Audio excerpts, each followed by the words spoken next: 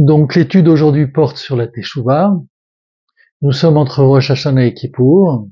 Et nous savons que il y a 10 jours, pendant 10 jours, on est appelé à faire Teshuvah, à se repentir, c'est-à-dire essayer de se rappeler, pas essayer de ses fautes, de ses erreurs, pour arriver à Kippour et pouvoir, par rapport à ces erreurs, demander à ce que Akadosh Baruch Hu nous pardonne et les efface, et du même coup nous inscrive dans le livre de la vie pour cette année. Alors il y a énormément de thèmes évidemment qu'on peut amener, mais le thème que je vais amener aujourd'hui sur la base de la paracha Azinu, qui est aussi la paracha de Shabbat, est quelque chose à la fois de simple et de compliqué. Simple dans la mesure où la question qu'on va poser, on va dire la tchouva, mais parfois la Torah et les mitzvot ne suffisent pas. Pourquoi je dis ça? Alors, il y a un grand mouvement dans le pays, Baruch Hashem, dans le monde entier, des millions de juifs dans le monde prennent conscience, essayent de penser les erreurs, de les réparer, c'est extraordinaire. Si le monde entier pouvait fonctionner comme ça, il n'y aurait pas de problème dans le monde. Donc c'est extraordinaire. Mais en même temps, il y a un piège. Ce piège qui consiste à se répéter chaque année, eh bien, je vais faire tchouva, je vais réparer mes fautes. Et voilà que les années se répètent, et on se rend compte que les choses ne sont pas réparées. Alors on va étudier la Torah, et finalement, malgré ces études, malgré ce travail spirituel, la problématique reste. Là, vraiment, on est en face du véritable problème. À Kippour, on doit se présenter en essayant d'effacer, de se rappeler le maximum de ses fautes et de les effacer. Et puis en fait, malgré la Torah, malgré l'étude, ça je parle des gens qui sont vraiment investis dans ce processus de tchouva, eh bien les problèmes ne sont pas résolus. Et donc c'est ça qu'on va étudier. C'est-à-dire que on a un mode de fonctionnement, et à partir de ce mode de fonctionnement, on va travailler de telle manière à vouloir s'améliorer, mais sans changer ce mode de fonctionnement. À l'intérieur de ce même mode de fonctionnement, on va essayer de changer. Par exemple, quelqu'un qui a des difficultés à se lever tôt le matin. Alors il va organiser toute sa vie de telle manière à faire plus de choses tout en continuant à se lever tard le matin. Ou alors quelqu'un qui n'a pas de patience. Alors, il va s'arranger tout en gardant son manque de patience, va organiser sa vie. Quelqu'un qui s'investit dans les livres, dans une étude, mais pas par rapport à face aux autres. Alors donc, il va s'investir un peu plus dans son étude de manière à faire tchouva. Et on voit qu'en fait, des tas de processus comme ça, de modes de fonctionnement qui fait que on s'investit dans quelque chose, mais pas véritablement dans la vraie problématique. C'est là le véritable piège et difficulté de la tchouva. C'est-à-dire croire qu'on fait des efforts, s'investir dans quelque chose, mais en fait, on répare pas. Et c'est ça qui nous manque. Parce qu'en fait, pourquoi on demande à faire tchouva? On ne fait pas tchouva pour faire plaisir à Akadosh Baruch Hu. On fait tchouva parce que tout simplement, notre mode de fonctionnement n'étant pas conforme à la Torah et ce que demande Akadosh Baruch Hu, pour être plus précis, eh bien, ça nous amène à une impasse. Ça nous amène à des souffrances. Ça nous amène à des erreurs et qui fait que, eh bien, on n'est pas heureux comme ça. Alors au début, quand on fait des petites erreurs, tout va bien, ça passe. Puis avec le temps, comme la même problématique continue, les erreurs deviennent de plus en plus lourdes, de plus en plus pesantes et de plus en plus douloureuses. Et donc, on va se mettre dans un processus de teshuva qui fait qu'on va s'investir, mais pas sur la bonne problématique. C'est ça qu'on va étudier avec la paracha d'aujourd'hui, de cette semaine, qui est la paracha Azinu. Donc on va prendre le chapitre 32 et le verset 5. Shichet lo banav mumam dor ikesh uftaltul. La corruption n'est pas sienne, mais à ses fils. Leur défaut, génération, mais à ses fils, leur défaut, génération sinueuse et tortueuse. Rachid explique comme ça, la corruption, c'est pas de la responsabilité et du dedans d'Akadosh Baruch Hu. À ses défauts, à ses fils, les défauts, leurs défauts. Génération sinueuse, tortueuse. Et je continue. Ale Adonai igmelul zot am navel velo chacham alo u avicha kanecha u asecha vechonanecha. Est-ce Hachem que vous rendez cela, peuple insensé et non sage? N'est-il pas ton père, ton acquéreur? Lui t'a fait. C'est lui qui t'a établi, il t'a établi. Zechor yemot olam, Bino, Shnot Dor Vador, souviens-toi des jours du monde, méditez les années de génération en génération. Sha'al Avicha, interroge ton père, Veyagedcha, Ziknecha, Veyomru lach. Et ils te raconteront, tes anciens, et ils te diront. On va prendre le premier verset. C'est-à-dire, Shichet lo, lo banav mumam dorikesh. Tes enfants ont fauté, ces enfants qui sont défectueux, on va dire comme ça, une génération sinueuse et tortueuse, défaillant, exactement. C'est-à-dire, le Rachem va dire comme ça. Shichet lo banav mumam. Je traduis directement. Le fait de dire que tes enfants ont fauté, c'est des enfants défaillants, ou mashrit darkam. C'est eux qui détruisent leur propre chemin. Gormim raha venezek leatzmam. C'est eux qui provoquent eux-mêmes leurs problèmes. Uma yoto raha lo banav pirush she'enan ikraim bene elchai. Quand ils corrompent leur chemin, à ce moment-là, ils ne sont plus appelés les enfants d'Akadosh Baruch Hu. Ou kerom ramzal, comme il est dit, qui chez Israël olchim bedarko, comme il est dit, quand Israël va sur ses chemins, sur les chemins de Akadosh Baruch Hu, nikraim banim. À ce moment-là, ils sont appelés les enfants. Ou kshehen olchim, et quand ils ne vont pas sur les chemins, nikraim avadim, ils sont appelés les esclaves. Ce que tu es en train de dire, Moshe, quelque chose d'évident, à savoir, il ne faut pas accuser Akadosh Baruch Hu de tous les problèmes qui se passent. C'est très difficile. On a une tendance à accuser l'autre et à accuser notre entourage, mais pas se remettre en question. Et donc il vient nous dire quelque chose de très simple.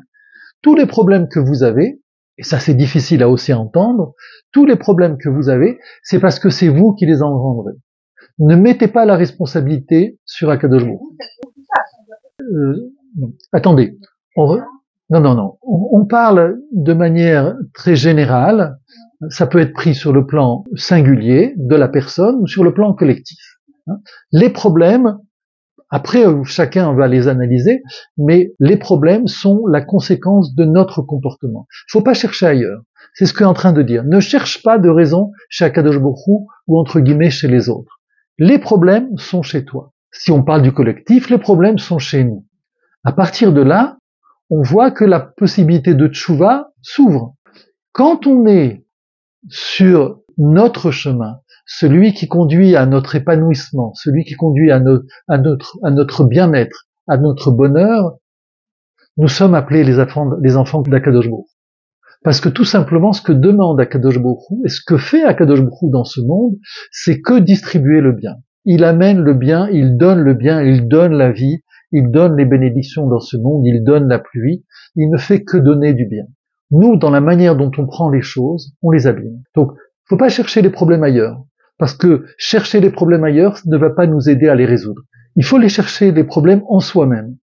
Et là, on va mettre en évidence ce qui est caché de ce que dit le Rochaim. C'est-à-dire que quand on choisit de faire quelque chose, on le choisit en pensant faire bien.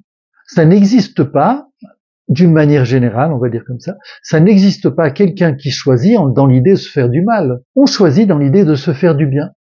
Et c'est après qu'on découvre que la stratégie et le chemin qu'on a choisi est négatif. Parce qu'il va engendrer des tas de problèmes, des tas de difficultés. Et à ce moment-là, on comprend.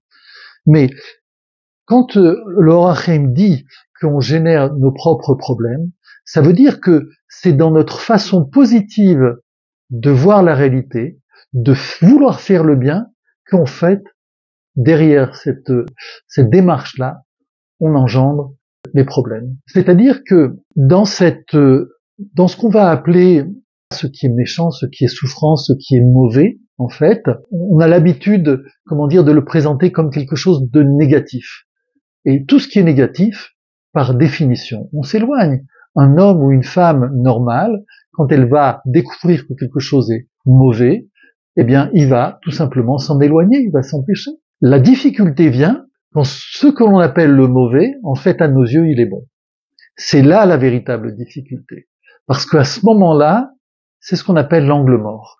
On va agir dans tous les sens, on va faire une teshuva dans toutes les directions, sauf cet angle mort-là, parce que l'on le considère comme positif.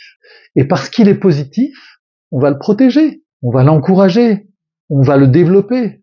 Mais en fait, c'est exactement ça, comme dit le Or HaChaim, comme dit Moshe, c'est exactement ça qui va provoquer notre souffrance, qui va nous amener sur des chemins tortueux, sur des chemins qui vont nous écarter de la bracha, du fait que Akadosh Baruch Hu va pouvoir nous dire « vous êtes mes enfants ».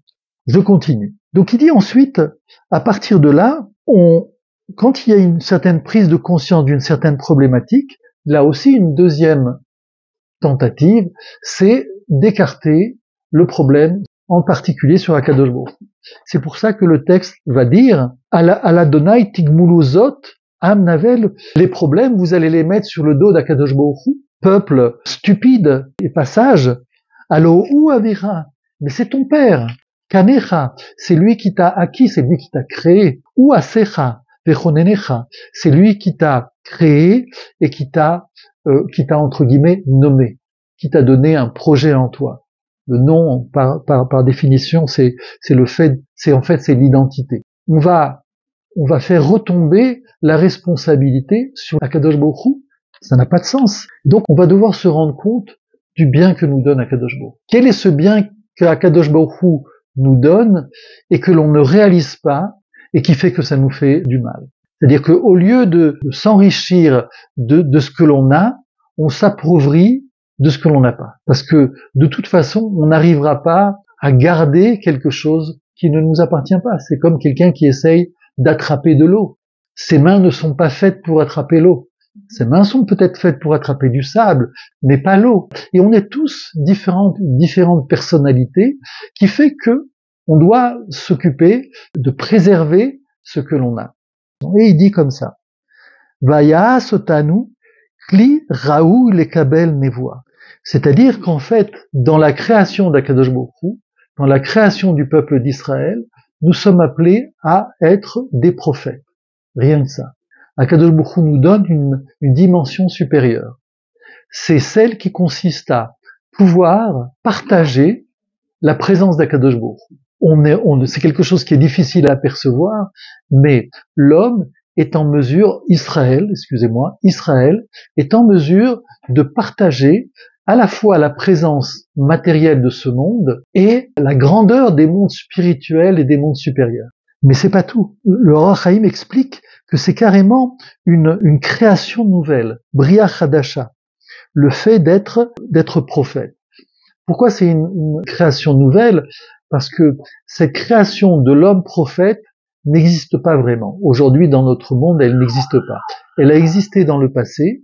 C'était quelques individus qui ont été capables de posséder la prophétie, mais pas au niveau du peuple.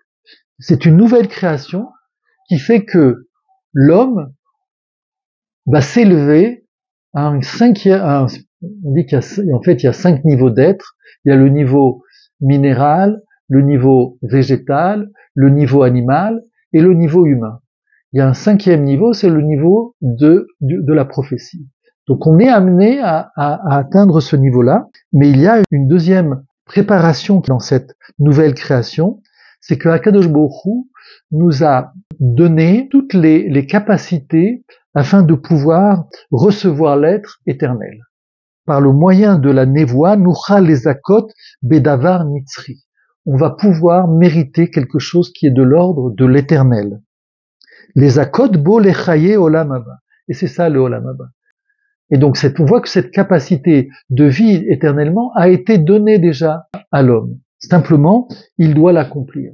Et il doit l'accomplir du dedans de ses faiblesses. Donc il faut trouver le chemin dans la tchouva qui consiste à découvrir quel est cet angle mort. En termes de communication, c'est absolument simple. On a tous un mode de comportement automatique. C'est parce qu'on a un comportement automatique qu'on peut vivre. Parce que si à chaque fois qu'on devait agir, on devrait réfléchir sur tout le processus de l'action, je dois aller à la boulangerie, il faut que je réfléchisse, qu'il faut que j'ouvre la porte, il faut que je ferme la porte, je descende des escaliers, etc. Si je dois me refaire tout ce cinéma à chaque fois, ça devient impossible. Ou alors imaginez que je prends la voiture, à chaque fois j'oublie, je sais plus conduire la voiture, et donc je dois me rappeler que je dois allumer le moteur, passer l'embrayage, enfin bref. On a une capacité qui fait que on a réduit tous ces processus en nous d'une manière automatique. Et c'est parce qu'il y a cet automatisme qui fait qu'on peut vivre normalement, on peut aller faire nos courses, se promener, aller au travail, conduire, etc. Parce que il y a quelque chose qui est automatisé en nous. Toute la difficulté, c'est quand cet automatisme ne nous sert plus. Et là, on va découvrir qu'il y a des comportements que l'on a acquis dans notre vie, beaucoup dans notre enfance, qui fait que, à un certain moment donné, ils étaient positifs. Ils nous permettaient de gérer une situation, de nous protéger, de comprendre ce qui se passe. Et grâce à ce comportement-là, eh bien, on a pu traverser certaines épreuves, certaines difficultés. Mais ce même comportement, à un moment donné de la vie, il va nous pourrir la vie, littéralement. Il va nous faire du mal. Mais on le voit plus. Il est dans notre comportement. L'exemple que l'on donne en termes de communication, c'est comme le cheval qui va à l'écurie. C'est-à-dire que vous prenez un cheval, vous le laissez à quelques kilomètres de son endroit, vous le laissez tout seul, il va retrouver son chemin. Pourquoi? Parce que c'est cet automatisme. On donne un autre exemple.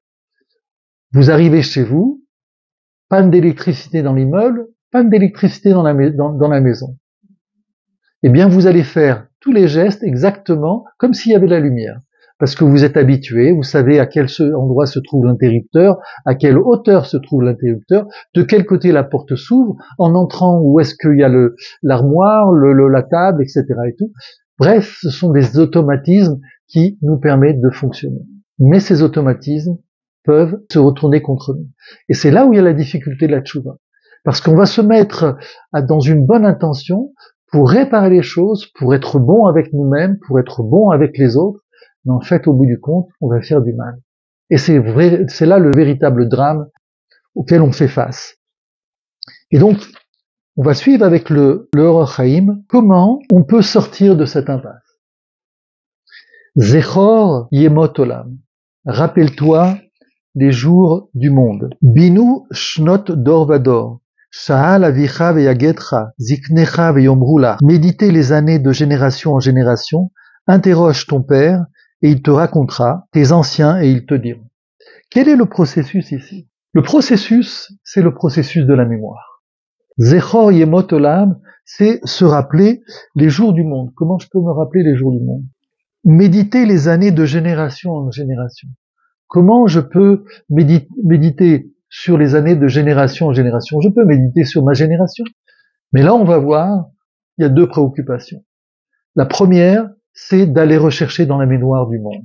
La deuxième, c'est ne pas simplement regarder à sa génération, mais la génération précédente, et celle qui précède, et celle qui précède, pour arriver, finalement, à l'événement premier qui permet de comprendre ce qui se passe. Parce qu'on sait très bien, l'histoire se répète, c'est quelque chose qui est connu. Mais on va voir qu'en fait, ça va nous ramener au premier temps de l'histoire qui permet de comprendre ce qui se passe. Et c'est en revenant vers ce passé qu'on peut comprendre, on peut voir de manière dévoilée, transparente, finalement la réalité. Parce que ce n'est plus notre regard que de ce qui apparaît devant nous, avec le voile que l'on peut avoir, les choses que l'on se cache à soi-même, mais ce retour en arrière nous permet de nous dégager de cette vision étroite pour essayer d'avoir une vision beaucoup plus large et en même temps de comprendre les choses à leur source. Ezeu Chacham Aroet Anolad. C'est quoi le sage? C'est celui qui voit l'enfant. Ça veut dire quoi? C'est qui est le sage? C'est celui qui est capable de voir les choses avant qu'elles apparaissent. Tu vois qu'il pleut, qui est le sage? C'est avant qu'il y ait la pluie, il a déjà pris son parapluie et il se protège. Même chose dans la vie. Avant que les problèmes te tombent dessus, le sage, c'est celui qui a vu les problèmes. Et à ce moment-là, il les évite. Celui qui ne les a pas vus, lui tombe dessus. Zechor Yemot Olam. Rappelle-toi les jours du monde. Amar Arba'a Chalukat Keneged Arba'a Dvarim. Ici, il y a quatre choses, quatre parties qui vont s'opposer à 4 autres qu'on a vus dans le passage précédent. Kedeked obro alohu avicha, en disant c'est ton père. Quel est ici le sous-entendu? C'est lui, ton père, c'est lui le créateur. La première chose, donc, c'est qu'il y a un créateur du monde. Amar zechor yemot olam, shem sheshet yemei maaseh bereshit. Rappelle-toi les jours du monde, ce sont les 6 jours de la création. C'est-à-dire que sham yimatse ki ou ayotzer ou aboré. C'est-à-dire que si tu veux savoir vraiment l'origine des choses, c'est pas impossible. C'est déjà dans le livre de Bereshit, c'est déjà à l'intérieur des 6 jours de la création. Et quand on étudie effectivement le Or Chaim, le Sefer Bereshit et les 6 jours de création, on voit que tout y est. Tout existe déjà. En fait, au bout du compte, ce que fait Akadosh Baruch Hu pendant ces 6 jours, c'est simplement il remet les choses en ordre. Mais tout existe. Beaucoup plus que ça, tout existe dès le premier jour. On aura l'occasion de revenir avec, quand on étudiera le Sefer Bereshit. Keneged omro kanecha, je vous ai acquis, chez Ramaz letziat Mitzrayim. Chez Shar atovot shebahem kanaotan. La deuxième chose, c'est la sortie d'Égypte. À partir de la sortie d'Égypte, on peut comprendre la problématique vraiment que l'on vit actuellement, à toutes les étapes. C'est d'ailleurs pour cette raison que l'on fait chaque année Pessah. Qu'est-ce qu'il y a au travers de la sortie d'Égypte? Il y a la première chose, c'est le piège de l'homme. À un moment donné, l'homme n'est plus capable de voir qu'il est manipulé, et à ce moment-là, il y a toute une problématique, c'est que non seulement il n'est pas capable de voir qu'il est manipulé, mais en plus, il se rend vulnérable à être l'esclave de l'autre, c'est-à-dire perdre son libre arbitre. Donc, il y a le fait d'être manipulé par les autres, et le fait de se laisser manipuler. Parce qu'il faut être deux. Dans le cas de Pharaon, Pharaon cherchait à manipuler le peuple hébreu. Quoi de plus intéressant pour lui que d'avoir une manœuvre gratuitement? Des gens qui lui obéissent au doigt et à l'œil. Par la peur, évidemment. On sait très bien que la première manipulation, c'est par la peur. On fait peur aux gens, et donc on les amène à dépasser par la peur toute la logique qui fait que une personne qui réfléchirait ne ferait pas certaines choses, mais par la peur, eh ben, on se donne pas le choix, et donc on amène la personne à faire finalement ce qu'on désire. C'est la manipulation première de la sortie d'Égypte. Ce que fait Akadosh Baruch Hu ensuite pour nous libérer de cette aliénation. Encore une fois, quand on parle de la sortie d'Égypte, c'est la conséquence de notre propre comportement. Bien sûr, il y a des gens qui essaient de profiter de notre naïveté. Ça, on le sait. Mais ce qui nous est demandé, c'est d'être capable de décoder et de comprendre les choses. Amar binu shnot bador, méditer sur les générations. Idbonen bema shepa'al Hashem beshanim shel shnei dorot. Rappelle-toi les années de génération en génération. De quelle génération on parle?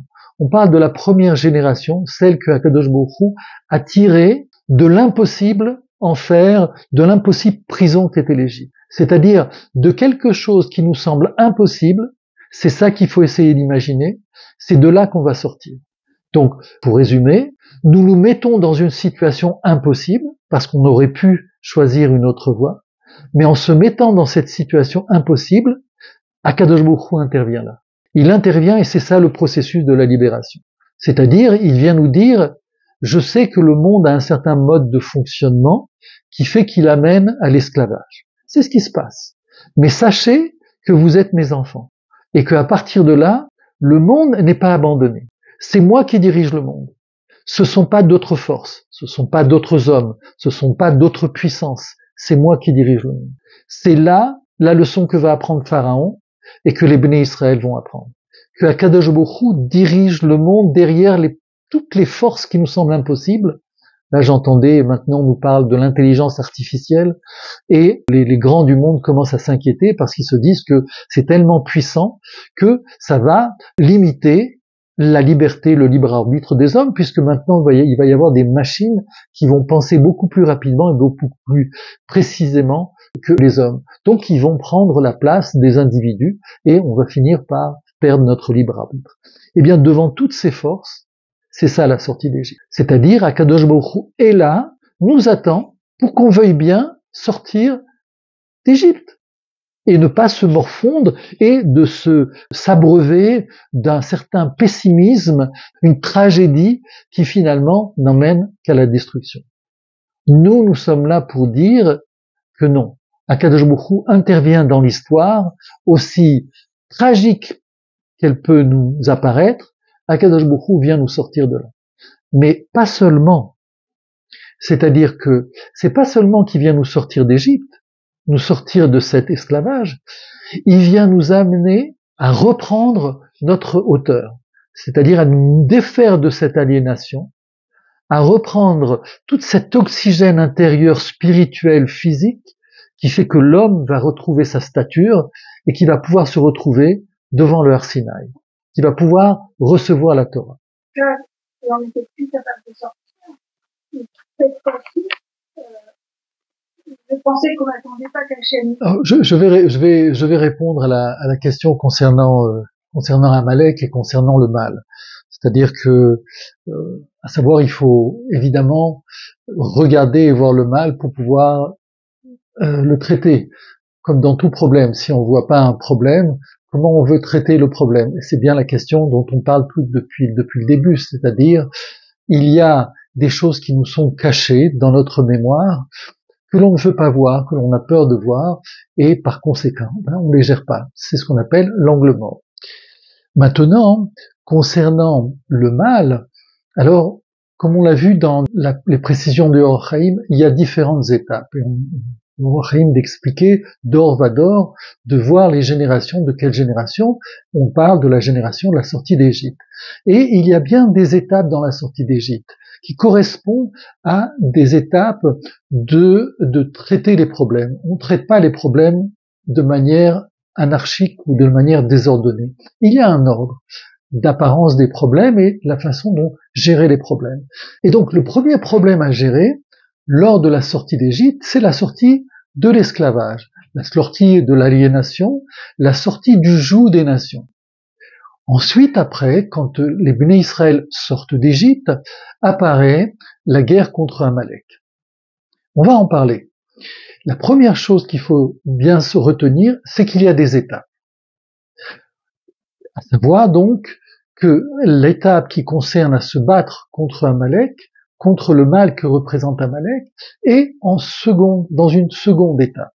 Et donc, c'est ce que vient nous dire le Or Chaim concernant le combat contre Amalek. Il y a un ordre. Et il dit comme ça dans le Sefer Bamidbar, le chapitre 24 et les versets 17 à 20, et il dit comme ça: Réchit Goïm, Amalek est considéré comme le premier des nations. Shenitztavu Israël les Abed, pour lequel Israël est ordonné de combattre et de détruire.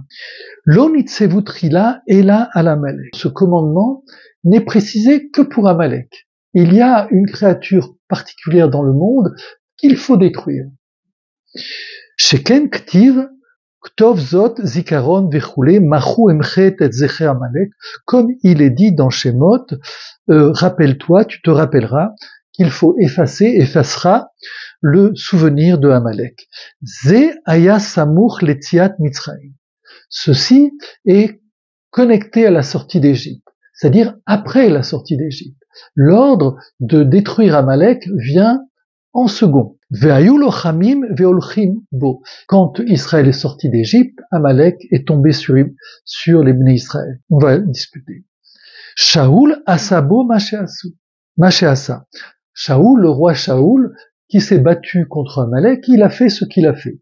C'est-à-dire qu'en fait, on sait que lors de la bataille de Shaoul contre Amalek, il n'a pas terminé la bataille.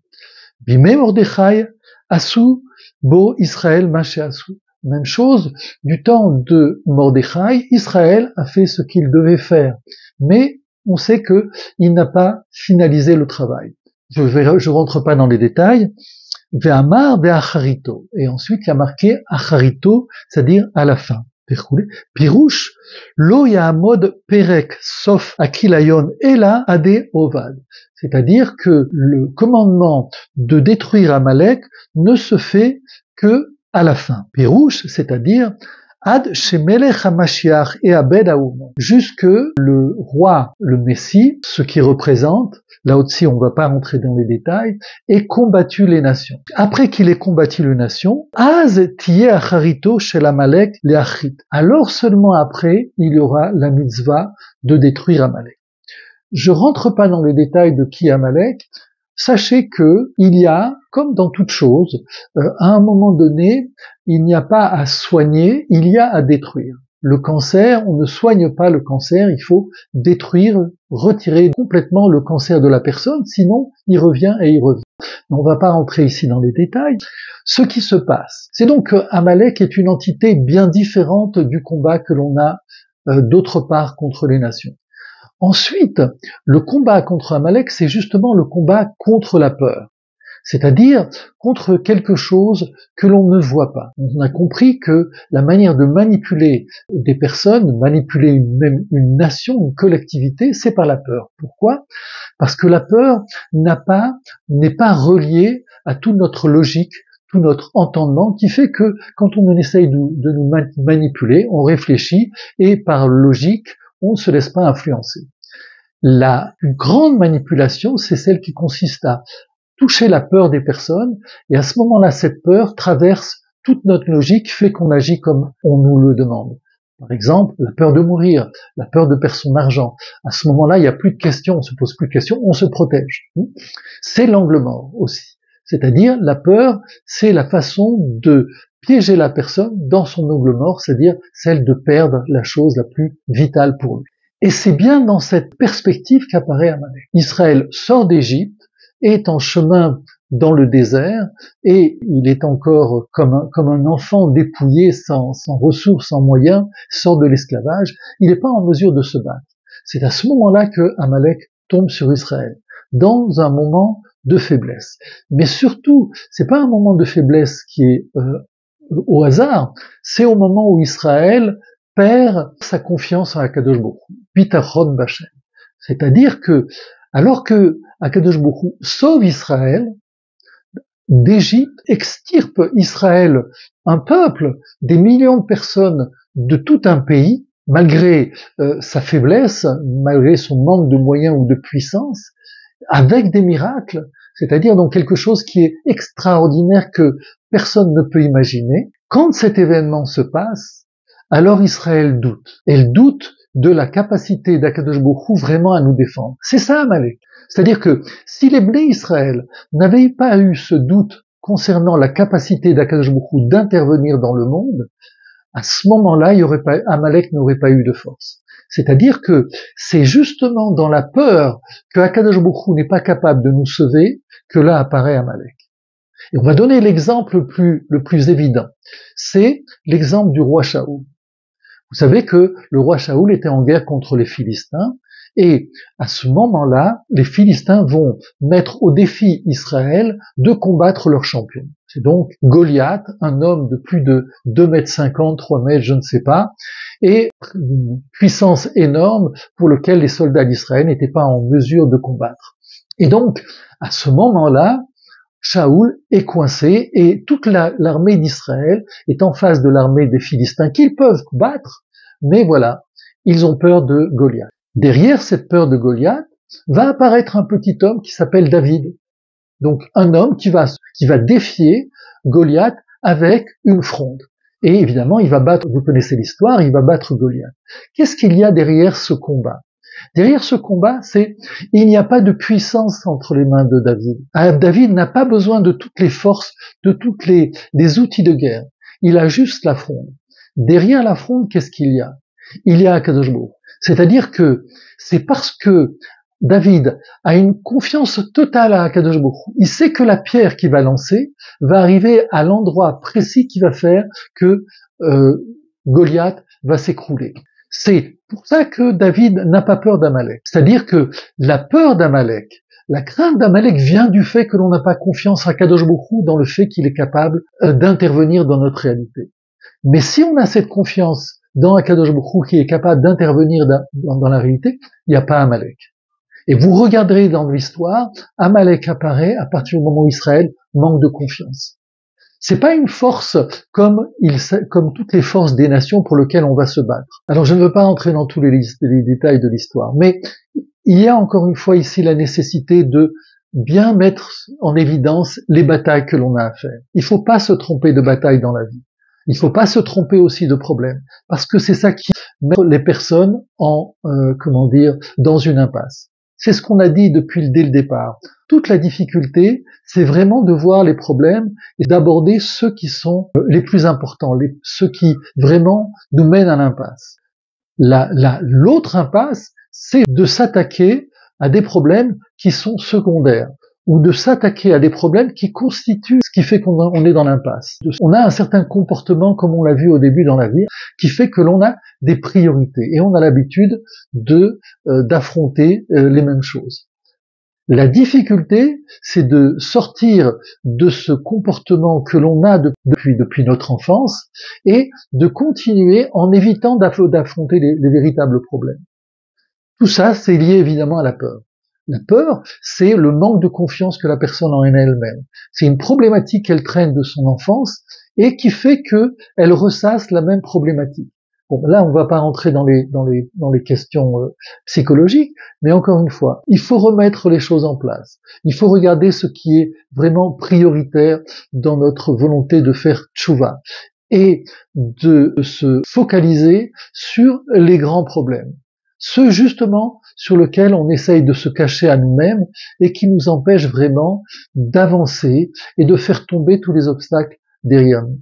Donc j'espère que ça sera une année où Israël et chacun en tant qu'individu va pouvoir vraiment avancer et faire tomber tous les barrages et toutes les impasses qui se sont présentées devant nous. Voilà, une bonne année à chacun et à l'année prochaine.